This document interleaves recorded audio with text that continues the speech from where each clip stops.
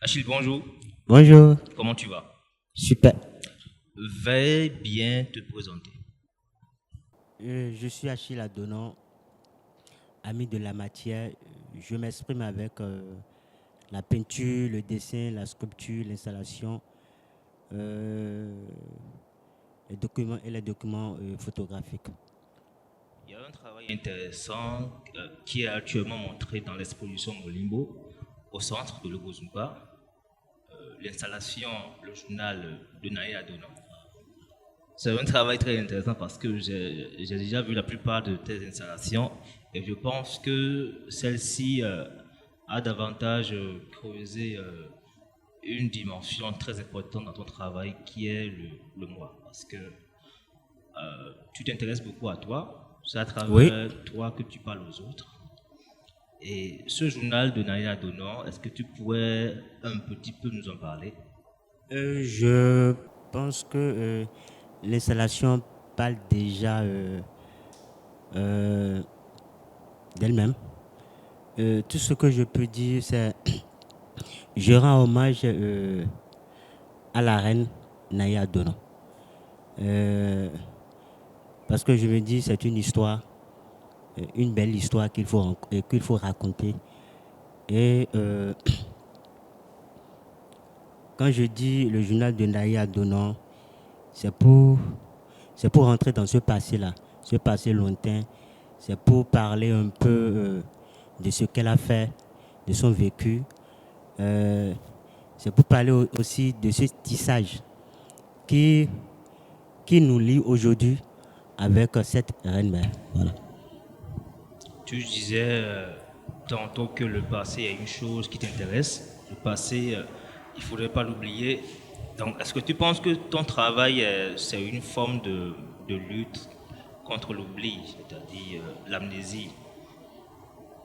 Euh, je dirais, je ne dirais pas que c'est une forme de lutte, mais ce que je sais, c'est que l'oubli est nécessaire. Donc, selon toi, il faut des fois oublier. Oui, l'oubli est nécessaire euh, pour tout être humain, c'est que l'oubli est nécessaire. Donc, comment est-ce que tu penses qu'on peut se rappeler si on travaille des fois à oublier les choses? Je ne saurais l'expliquer. Déjà, il y a une dimension également très poétique dans ton travail que je voudrais un petit peu dépeindre parce que je me dis que la plupart des travaux d'artistes contemporains béninois que je connais sont très ancrés dans le culte vaudou. Mais toi, tu t'intéresses davantage, je dirais, à une dimension très lyrique. Tu parles d'abord de toi. Qu'est-ce qui te pousse des fois à ne pas t'intéresser aux choses, mais d'abord à toi? Et de moi tout simplement parce que il faut noter que, en fait, quand je travaille, euh, en fait, ce n'est pas moi-même qui travaille. Je dirais tout simplement que c'est cet être qui est en moi, c'est cet être qui travaille. Et moi, je ne suis qu'un médiateur, un médiateur entre cet être inconnu et la matière. Voilà. Donc, tu te dis que tu n'es qu'un messager, entre autres. Et ce n'est pas également cette histoire de prison, de prisonnier qui à partir de 2022, 2021, cette histoire de prison et de bouteille qui a commencé par revenir dans ton œuvre. Et là, dans tes nouvelles peintures, on voit que l'être humain s'est un peu libéré. Tes bouteilles ont un peu pris la fuite. Elles ont donné naissance à des corps, des morphologies, des silhouettes. Donc, est-ce que tu penses que cette prison dans laquelle tu veux penser les hommes, entre, entre griffes, est-ce que cette prison-là, tu as voulu libérer l'être humain à travers ces bouteilles? En fait, j'ai comme l'impression que tes bouteilles en dessin qui reviennent à chaque fois, ou la réflexion que tu poussais au niveau des prisons, des restrictions, de ce qui nous pousse à ne plus, à ne pas être nous-mêmes, je dirais, à nous mettre dans une forme de carcan et ne pas en sortir. Est-ce que tu penses que l'être humain s'est maintenant libéré de cette prison-là? Parce que, comme je le dis, on voit beaucoup de silhouettes, beaucoup de corps qui émergent de telles compositions polychromiques. Ça peut être terne ou bien bleu. Ouais. Est-ce que tu penses que l'être humain est arrivé à se libérer de cette bouteille-là, prison? Et au fait, il serait difficile à un être humain de se libérer de son quotidien. Vraiment difficile. Et quand on n'est pas libre de ce quotidien, c'est qu'on est prisonnier de quelque chose. Donc, ce n'est pas le fait d'être enfermé dans une cellule qu'on est prisonnier de la cellule? Oui, de la cellule, bien de ses actes. Non. En tant qu'être humain, nous sommes prisonniers de nous-mêmes. Et après, prisonniers de la nature, de notre environnement. Prisonniers de ce que nous pensons, de ce que nous vivons, de ce que nous touchons. On est toujours prisonnier, on n'est pas libre. D'où ta réflexion sur l'esclavage intellectuel, un projet pour lequel tu étais à Paris Oui. l'année passée, je pense, mais cette année. Cette année, à la Cité internationale des arts. Voilà. Donc tu penses que ces corps qui ont pu se libérer de cette bouteille, que tu ne vois pas forcément comme des prisons, là, déjà que l'être humain, selon toi, il est prison, il va continuer à être enfermé dans un truc. Donc tu le vois plutôt pas comme une forme de libération. Donc ces silhouettes-là qui parcourent tes nouvelles peintures ne sont pas encore l'être humain libéré. Non, ils ne sont pas libres. C'est des hommes qui ne sont pas libres.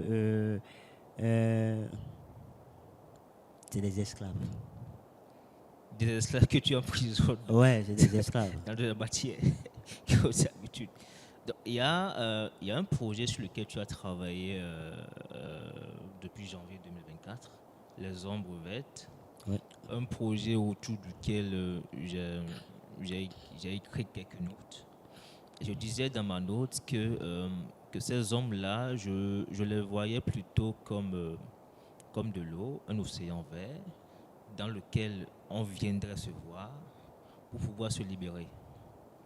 Et tu sais que la plupart du temps, l'océan, c'est un refuge pour tout ce qui est rebut. La mer engloutit ce que nous consommons, ce que nous lui servons. Et des fois, elle n'arrive pas à le rejeter à la surface.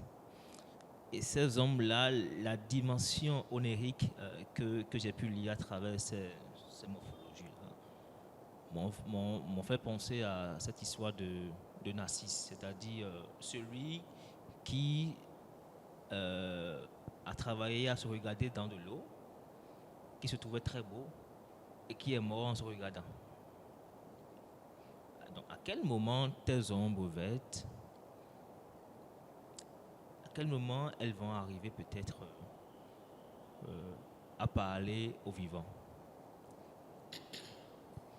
Parce que comme je l'ai dit, moi je le vois comme un océan vert, un refuge où ils sont là-bas, ils se regardent, mais à quel moment elles pourront sortir de leur dimension d'ombre pour s'introduire dans le réel réellement, pour pouvoir parler aux hommes? Ouais, je crois que c'est une belle interrogation. Ces hommes vertes, elles sont toujours là. Et elles communiquent avec nous, on échange avec eux. Et elles constituent une source de guérison pour nous, une source de lumière, je dirais, une lumière pour nous. Et ces hommes vertes, c'est la nature. Okay. C'est cette nature-là que, en tant qu'être humain, on est en communion avec elle, jour et jour. De la nature qu'on côtoie. Oui, voilà. Et qui nous fait également. Voilà. Donc, chaque jour que Dieu fait euh, on les côtoie. Elles nous instruisent, elles nous enseignent. Elles font beaucoup de choses pour nous. Donc tu te dis que ces hommes ne sont pas seulement des hommes d'un monde, je dirais, d'un monde invisible. En fait, ces hommes elles sont là, elles nous regardent, elles nous voient, elles nous côtoient. Sans Oh, qu'on le cherche, ou bien tu penses qu'il y a un dialogue vraiment direct avec ces dernières. euh, toutes mes excuses, Lioran ne le sait pas. Mhm. Mais le sage le sait. On est d'accord. Donc, la dimension également, parce que quand tu dis que l'ignorant ne le sait pas, Ouais. c'est que tu remets peut-être en cause. C'est comme ce mythe de la caverne où on dit que le monde des idées, le monde des ombres et des mensonges.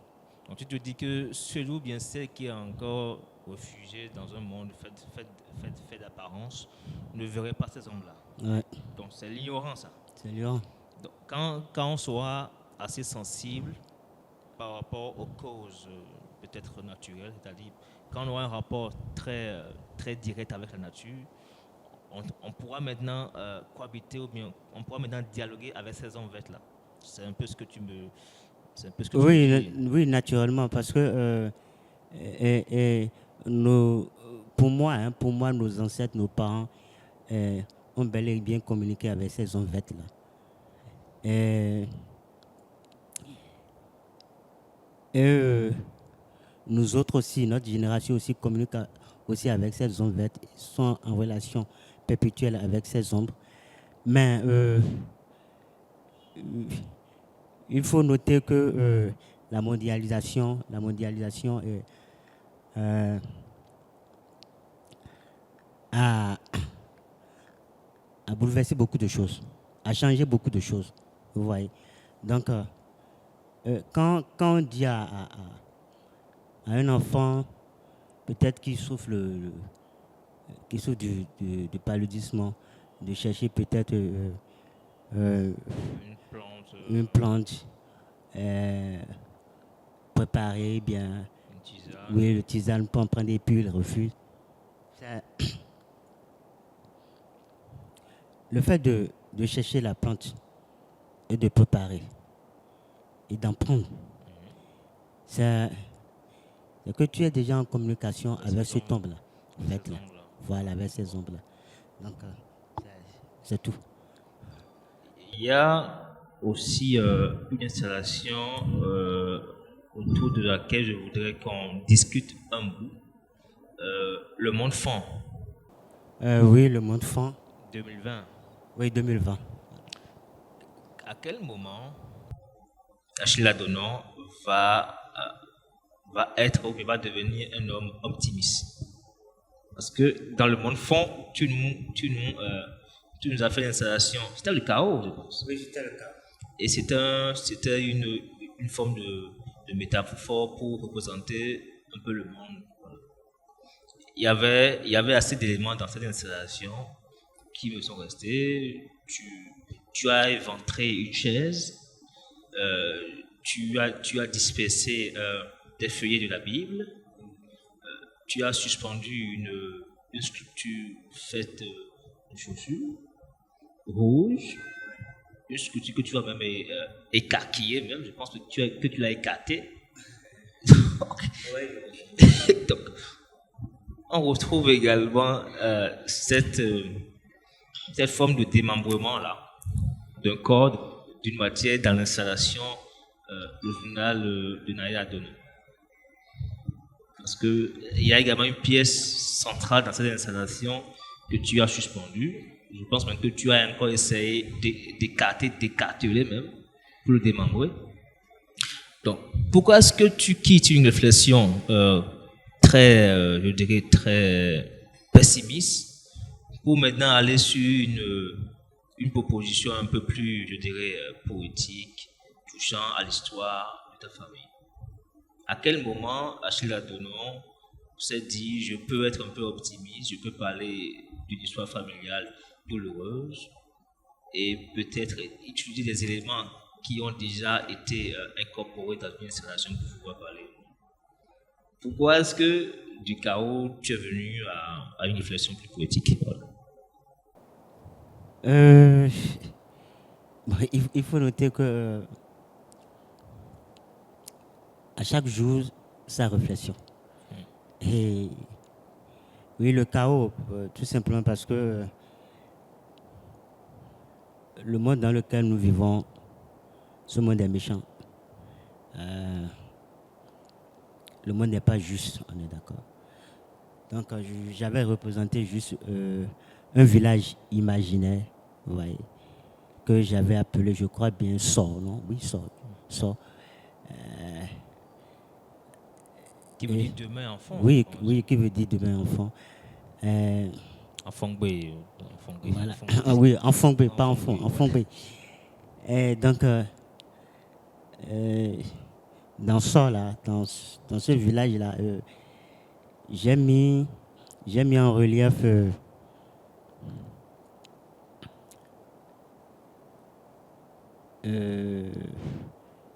en fait, j'ai touché la sensibilité des uns et des autres. Oui, parce que ça, c'est vrai, c'était une installation très choquante visuellement. Voilà. Donc, après ça, c'est vrai, il y a eu des critiques, des gens, il y avait eu des reproches et tout, des injures et tout. Bon. Après, j'ai réfléchi. Je me suis dit, en fait, qu'est-ce que je peux apporter à ma famille? Parce que le nom Adonon, cette je suis Adonon, mais ce n'est pas mon nom. Je l'ai prêté. On est d'accord? Et ce n'est pas le nom d'un homme, c'est le nom d'une femme. Donc, tout ce que je peux faire, c'est de rendre hommage à cette reine-mère-là. Donc, d'où l'idée m'est venue. Donc, j'avais commencé par travailler sur les feux de cahiers et tout. Donc, je tissais, j'en fais des sculptures avec. Donc, je me disais, bon, pourquoi ne pas raconter l'histoire? Donc, d'où l'idée m'est venue, le journal de Naya Adonon. De monter une installation autour de cette histoire. Voilà.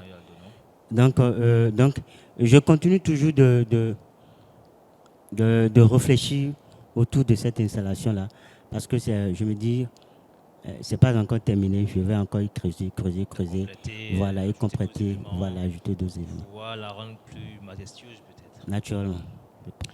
Je peux te dire que ta sculpture a évolué. Elle a évolué parce que les matériaux, bien la matière première qui te servait en tant que sculpteur, tu as commencé par, je dirais, par la faire évoluer. On voyait en temps des chaussures. Ouais. Et c'était plutôt un travail très anthropologique sur les enfants de la rue, où tu disais que chaque chaussure représentait pour toi un enfant abandonné. Abandonné, ouais, une énergie. Et que, oui, voilà, une énergie que tu récupères, que tu mets ensemble. Et de ces réflexions, tu en as sorti des pièces comme Les fantômes de la nuit, Assia, etc. Mais depuis 3 ans, tes chaussures ont commencé par prendre d'autres formes. Tu as commencé par travailler des documents, des feuillets que tu vois la plupart du temps récupérer. Oui. Est-ce que tu penses que ta sculpture, elle a évolué naturellement, ou bien tu as senti le besoin de faire la transition entre les chaussures et les feuillets? En fait, il faut noter que, bon, je dis tout simplement que ça a évolué. Et je continue toujours de travailler avec les chaussures. Mais j'avais cette volonté, cette envie-là de toucher d'autres matières, peut-être? Oui, à d'autres matières, tels que les feuilles de Les le feuillettes, les feuillet, cahiers, voilà, de de cahiers et livres. tout, les livres et tout. Donc, pour moi, en tant qu'artiste, ou bien en tant qu'ami de la matière, il faut toujours réfléchir, creuser la matière, euh, la façonner pour en faire quelque chose de, je sais pas, Qui parlerait à toi et aux autres, peut-être. voilà. Donc, c'est toujours cette quête-là de la matière. Donc, tu te dis être amoureux ou bien ami de la matière, Oui, ami. plutôt qu'artiste. Je pense même que y a certaines conceptions des créateurs que je trouve un petit peu caduques. Parce qu'un créateur, à mon avis, c'est d'abord un penseur. Ce n'est pas que un façonneur de matière. C'est d'abord un penseur qui défend des causes, qui peut avoir des opinions, qui donne forme à ces opinions dans ses œuvres. Donc, Achille Ladonon, je le vois plutôt comme un penseur. Il n'est pas un théoricien selon moi de la matière, il est plutôt un penseur, voire même un philosophe. C'est vous qui le dites. Oui, parce que la plupart des réflexions qui découlent de tes projets peuvent, des fois, dans le discours, on peut les prendre comme des choses banales. Mais quand on prend le temps d'y réfléchir, quand on prend le temps de s'imprégner de ce que tu montres ou bien ce que tu veux montrer aux autres, on se dit que ce discours est plus dense que ce qui paraît. En fait, je travaille sur des sujets, très souvent sur des sujets auxquels je suis confronté, ou bien sur des sujets auxquels mon environnement est confronté, ou bien sûr des propres expériences, soit des expériences partagées, ou soit les expériences de mes rêves et tout, ou bien des personnages que je vois dans mes rêves, et j'essaie de les matérialiser et tout. Voilà. Donc il y a aussi la dimension onirique, on en a parlé mais brièvement. Le rêve également travaille ton art de création. Le rêve participe peut-être à faire naître certaines formes.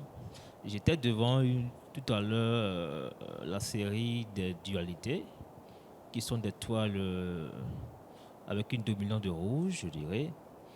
Et je me disais qu'il y avait une dimension un peu onirique qui s'en dégageait. Parce qu'on voit, on voit des corps, mais qui ne viennent pas, qui sont en train de venir.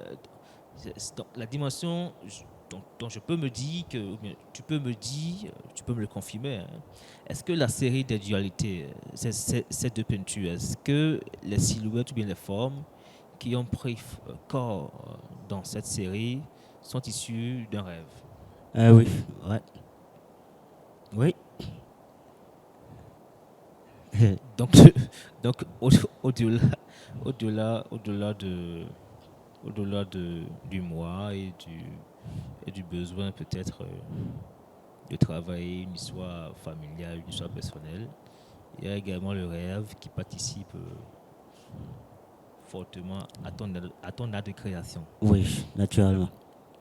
Ça c'est récent ou bien c'était toujours comme ça? Non, c'était toujours comme ça. Mais moi je ne l'avais pas vu. C'était toujours comme ça. Au fait, je n'avais pas l'habitude de le signaler et tout. Sinon, c'était toujours comme ça. Mes dessins, c'est des dessins que je voyais dans les rêves, que j'essaie de les matérialiser. Peut-être je le voyais dans la nature, dans mes rêves, dans la nature, Donc c'est dans toujours, mon environnement auprès de moi et tout. Voilà. donc c'est toujours une transition entre ce que tu vois, ce que tu rêves et ce que tu veux montrer aux gens. Voilà. Merci à Achille Ladonon. Merci à vous. Merci à vous aussi.